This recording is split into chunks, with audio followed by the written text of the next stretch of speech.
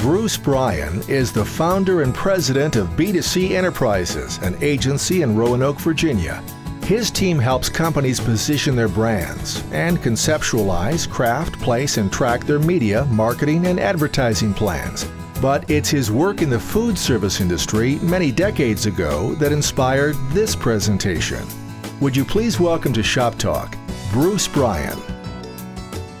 Thank you for having me. I'm looking forward to sharing with you all. This is confession time. This is going to be a book someday, so I'm trying it out on you guys. You have to tell me later on what you think about it. But the topic today is everything I learned, or everything I needed to know about business I learned waiting tables. And the reason I think it's relevant is a lot of people have been in food service either as a bartender or a server or maybe a host, maybe a dishwasher. I think I've done most all of those jobs. And if you haven't, you've eaten at a restaurant, right? And so you know what tastes good, you know what feels good, you know what works. And so it does kind of make sense. Now, obviously, you didn't really learn how to read a financial statement and how to raise capital and those kinds of things in food service. But I can tell you this, as a waiter, you actually are in sales. And as a creative person, I have news for you, you're not in sales at all. Unless you have a client or you work as a subcontractor for somebody, then guess what? You are in sales. So again, the title of the talk today that I just shared with you starts with this point. It starts with a warm smile and ends with a thank you. People remember how you enter and how you finish. And so when you come to the table, just like when you meet somebody, the old colloquial, you never get a second chance to make a first impression is really true. It drives me crazy. If you eat at a restaurant and they say, have we decided what we're gonna have? And I always wanna look at them and go, you're not at my table, you're not a we, I'm not a thee. This is kind of weird. But I think it's really important when you make that first impression that you put your best foot forward. And obviously, at the end, even before my time here at Business Voice and at the Madison Avenue Marketing Group, back when I worked here a million years ago, I was sending out notes. And I know I get notes from a lot of the folks that are here, and I got notes from a lot of people. And I think the thing that's interesting is people now are surprised by a handwritten note. I'm kind of glad my parents made me write thank you notes. I grumbled when I did it, but it really does help. And obviously, as a server, you're not writing a thank you note, but you are leaving a little note on the check. And I think that that's significant. The thing that we need to remember is their beginnings and middles and ends. And that's the same in business. So how you start things, how you end things are really important. There was one job that I left, and I think I wrote more business on the day that I left. It wasn't unfortunately for you, Jerry, but there were more orders written the day that I left than I think really during a lot of the other time that I was there. And that's what sticks with people. That's what they remember. And so whether you're serving or working as a creative person or anywhere in business, I think it's a really significant thing to remember. Have you gone to a restaurant and you ask the person, well, what would you have? And they go, I don't really know. Does that happen to you? That's happened to everybody. Or what drink would you recommend? Light beer. I mean, like, it's really important that when you're in food service, that you're aware of the product, that you've sampled the different specials, that you've tasted the different drinks if you're over 21. And it's the same in the creative process, it's the same in the business world. It's really important, I think, to know what's happening, to know the elements that make something successful. Why is that particular piece work? Why were the words that were chosen there significant? Things like that, I think, are really important. And I think it drives me crazy when people aren't familiar with what they're putting out there. So I worked with a guy quite a number of years ago who said he reads about his industry 15, 20 minutes a day. And I do try to do that. The thing that I've learned is there's so much happening. If you're in marketing, advertising, design, anything like that, it is changing faster than you can possibly understand. And it's important to know how things fit together. It's important to see how your work fits with the next step and how their work fits with the step after that. And not only that, but it builds confidence in the people around you if you know your product, right? So I think that's all really important and significant. And I guess the other part of it is you can always do more than you think you can. All right, so a lot of times when we're doing something creatively, we get to the place where we think it's done, and somebody else walks along and goes, well, what if you move that there or change that? Or sometimes you'll look at something. I think it's important sometimes to, as you're going through the design process, to design something and set it aside and go work on something else. And then how often have you found you come back and you look at it again, and when you look at it again, you see something fresh. Copywriting and editing is like that. Design is like that. All those different elements that go into the overall product is that way. And I think it's important to remember that. And when you drive good service, what it does is it raises the bar for the people around you. So one of the things that happens is I've worked at places where I was striving to do a little bit more, and I noticed the people around me maybe weren't doing that. And it creates a little bit of tension because they look at you and they say, well, now they have to work a little bit harder. And that happens in food service, and it happens on sports teams, and it happens in the business environment. When you push yourself to do a little bit more, other people push themselves to do a little bit more. Or if that isn't the case, then maybe they find another place to work. So I think all that fits together kind of in an interesting way. Juggling tasks and setting priorities. How many times have you heard that the things that are urgent are not always the most important things? One of the things I know is hot food goes out first. So if you're ready to do one thing and you're waiting until and the food is ready, sometimes you got to say, okay, now there's a new set of priorities. Now I got to get that out and then take care of this other table. I definitely want to give somebody a warm greeting, but I also want to make sure they have hot food. I definitely want to thank people, but I want to make sure that their food's delivered in a timely fashion. And so one of the things that happens in my world, in business and in the ad agency marketing world, is if my people and I aren't careful, we can be chasing things. Do you know what I mean when I say that? You can be chasing things, and what happens when you're chasing things is you can't quite catch up, and you're responding to the next critical problem instead of thinking, I need to call them today because they're going to call me tomorrow. So what I try to do is put myself, and I did this when I was here in Toledo working here, and I do this now, is I do try really hard to connect with somebody before they have a need. And it's the same in food service. You have to be ready for change.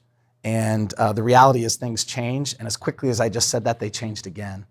So I think one of the things that happens with that is email. Email's done that to us in a lot of ways. So you're going along your day, you have your plan for the things that you want to do, and then an email pops in, and all of a sudden your priorities have changed. And then you're dancing to something else. I think you can see really quickly that you're chasing things. Whether you're a creative person or an account manager, whatever it is that you do, you can fall prey to that same kind of concern. So again, urgent isn't always the most important thing. So think about where your priorities are and then be ready to adjust your priorities. And one of the things that I learned when I was waiting tables, and my daughter's here today, and I was about her age in the summers when I worked as a waiter, and I couldn't drink the stuff, I could just serve it back then. But I remember learning triage. I mean, obviously it's not like on MASH or on the medical shows, but you have to quickly change direction. And if they run out of something and your table has ordered it, you have to, on the way to the table, think of some other suggestion you can make. If 3 tables get set at once, you have to say, okay, I'm going to treat all 3 of those tables as a 6-top. 6-top means 6 people at a table. And so that's a process, and that's something you learn. And guess what? As a freelancer, as a creative person, it's the same thing. If the biggest client calls, that might be, even though it's a little thing, that might be something you need to take care of quickly. You might need to set down what you're doing and do this and then get back to it. I know at our shop, one of the things that we do is and this is a secret, so I know this is going out on the internet, so I'm letting you guys know this on the www and everywhere else, that we keep our designers away from our clients as best we can. Not because we're afraid of them. Our designers are great. They're way nicer human beings than I am and than most of us are that work there. But if I get interrupted, it's not that big a deal. I can readjust usually and get back on track. But if my designer gets interrupted, he or she has to stop what they're doing, answer a question, and then go back and get creative again. And if you're in creative process, you know that it's really hard to be creative like that. It doesn't happen on the spot. So we have some systems in place and some checks in place to keep them separated from our clients. But hey, if a client calls and they need something, I'll say to one of our designers, I understand that this is what we're working on, but for the next 20 minutes, I really need you to do this and then get back to that. So it's a constant triage process of making sure that, that you're prioritizing and then reprioritizing. And if you're, as a designer, frustrated with change, as a creative person frustrated with change, the best thing I can tell you is I'm really sorry, because it's going to keep happening, and it's already happened as we were just sitting here again and again and again. There's a thing in the food business called side work, and what that is all the preparation that goes into being able to take care of the customers during the lunch hour or during the dinner hour. It's replenishing the salt shakers, replenishing the ketchup containers, making sure the ice tray's full. And it's a way, I think, to share the load, which is really important. So typically in food service, each day, one person's in charge of this workstation, and one person's in charge of the drinks, and another person's in charge of something else. Well, clearly everybody's doing their part, but if one person isn't doing their part, then it doesn't work.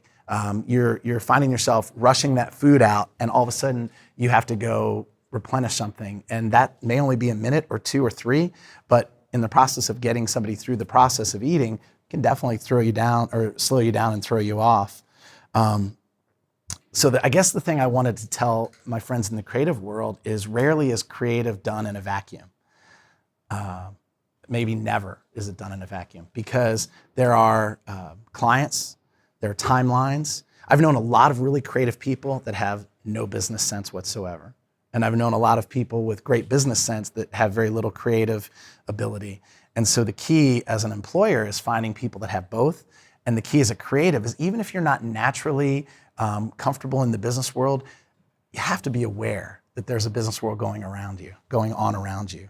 And so what you want to do with the side work is eliminate the distraction. So if you're in the middle of a project, you don't have to go and run to Staples and get ink for the printer, okay? I mean, that's an example of doing your side work. Do it the night before, do it that morning, make sure the make sure the supply chest is all lined up, whatever it might be.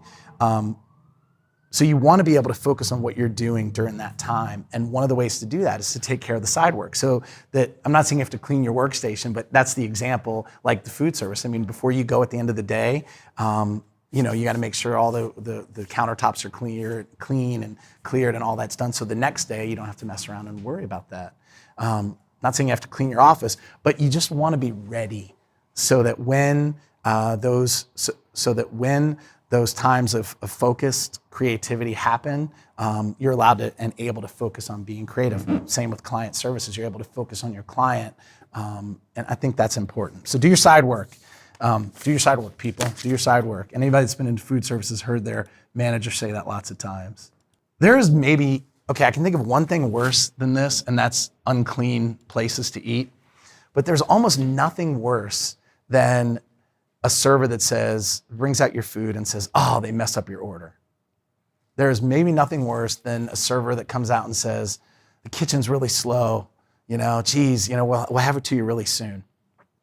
One of the best things you can do is just take responsibility, and as a seller, there were plenty of times that I had junk that was brought to me that I had to kind of reconfigure and present in a nice way, same as in the restaurant business. And the parallels are really pretty significant. And so I think one of the things that I would say is you're better off just saying, hey, I messed up. In fact, that happened the other day. Somebody said to me last weekend, they said, Bruce, you did this, this, and this. Why did you do that? And I looked at him, I said, I messed up. That's why I did it, I messed up. And immediately he went from like, why did you do that to, okay. And then I said, but I think I have some ways I can fix it. That's the other part. Taking responsibility isn't just admitting that you've done something wrong, but it's saying, hey, here are some ways we can fix this. Here's a course of action we can take. Here's a path that we can find. It may not be perfect, but it's getting us down the road and seeing if it can be fixed. So when you mess up, I like to say come clean as quickly as you can. Hiding it or ducking from it never works. Somebody here was down at my office a couple weeks ago, and I was just saying the same thing. Bad news never gets better kept in the dark. You're better off just saying, look, I've got a problem. I can see in 3 days this is going to be a really big problem. Right now it's a little problem. And so you do what you can to kind of minimize that and try to fix it as best you can. And so taking responsibility is a really important thing. And then fixing, it's another big part of it. Some of this I actually learned here about 15 years ago. Work for tips. The best compensation plans have to do with a personal investment. And that's the simple fact. I could figure out 20%, and I can now, and now 50 years old. 30 years ago, I could tell you 20% as fast as possible. And it was related to the fact that I knew the difference between 15%, which in that day was very standard, and 20%, which was kind of like, hey, you did a great job. Now, I think most people just give 20%, and then if it's really good, they round up a little bit more. I could figure that on the fly, so that was a little side benefit. So you can just, during the question time, you could throw numbers at me. I think I can tell you 20% of those numbers really fast. But the reality is, when you work for tips, you're vested. I think it makes you better. I think it makes you more productive. And as I started out saying, if you don't think you're in sales, then you're probably not, unless you have clients or you work as a subcontractor. Everybody is in sales. So having money that you count at the end of the project, I think is part of that reward. And having that money that varies, I think has some value, has some significance. It forces an investment for you as a creative person, and I think it gives you ownership. But I think you have to remember also, as a creative, that you don't own it. You're a part of owning it, if that makes sense. What I mean by that is you've created your part. So you've done this, whatever creative piece you've done that's being presented to the client, but the client is a bigger part of a bigger team. So you own your space, and that's great, and you should treat it like you own it, but you have to recognize that what you do fits into a bigger picture. And it's so much similar to that food service, that restaurant bar mentality, because you can do great service. If you don't have good food, you may not get people back. Or you can have great food, but if you have bad service, same issue. So working for tips has some real good value. And speaking of good value, you don't see these very much anymore, but I like to talk about the dessert cart.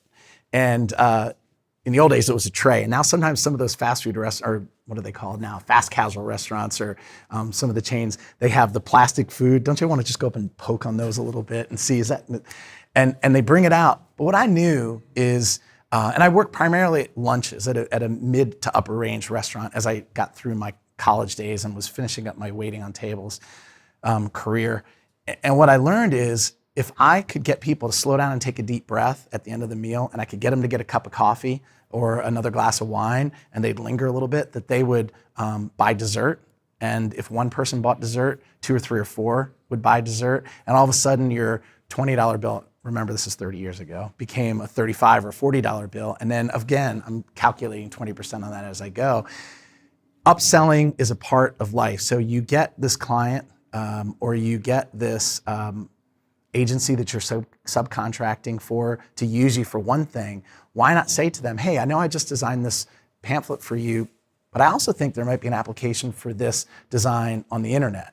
Have you thought about this? Or have you thought about possibly using it this way? There's a fine line, because you don't want people to feel like they're being upsold, but what you're doing with the dessert card is just saying, hey, look at this Dutch apple pie, look at this, peanut butter, whatever it is, this chocolate cake, and letting them decide. And it's the same thing in the creative process, and honestly, it's the same thing in the agency business as well. Hey, when I started my company, as Scott said, 6 years ago, I really thought I was gonna do media planning and placement, and that was my kind of specialty, that was my niche.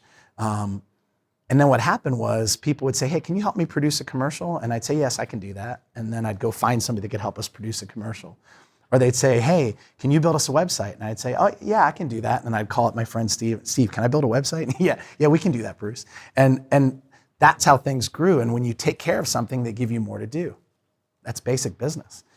It also goes back to that simple idea of the dessert cart. You show it to people, you help them enjoy their experience, you help them feel special, and they're going to stick around. They're gonna say, it was really great. I'm glad I never would have had that, whatever it was, dessert, had I not seen it. And again, back then it was like the real live desserts, not the plastic ones. And they don't use dessert carts anymore at most places. But the mental imagery is still there, hopefully.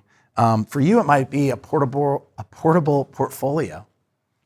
It's not always to show the work that you've done. That's what a lot of creatives think. The portfolio is to show the work that you've done. I think that portfolio is to show or to get people thinking about work that those clients could do. See the difference? It's not necessarily work that you've done, although it does create credibility, and that's important. But at the same time, it lets people think a little bit about, hey, I haven't thought about doing packaging. I hadn't thought about doing an infographic. I hadn't thought about doing a radio commercial. Good to know they can do that. Now I know. And I think that is, I think that's got some value to it as well. And I think you want to give them enough that they can see for themselves. You don't have to force things down people's throat. You just let them see it for themselves and go from there. The other part is people want to work in an environment that's enjoyable. And one of the ways to do that is to share the wealth. And back in the old days, at the end of the shift, you got your tips and you pulled out and you gave 5 or 10% to the bussers and you gave 5 or 10% to the bartenders and you shared it. And it creates an environment that is more conducive to creativity, more conducive to growth, and just makes for a happier place if people are together. So one of the things I talk about doing is sharing and not hoarding. Same with ideas. Use each other to get better creative ideas. We frequently will do some work and send it away to a couple other people that I trust. Say, hey, what do you think of this? What do you think of that? It's not always the most comfortable thing to do, right? But when you do that, you end up, in a way, bringing them into the process, and you also make yourself better.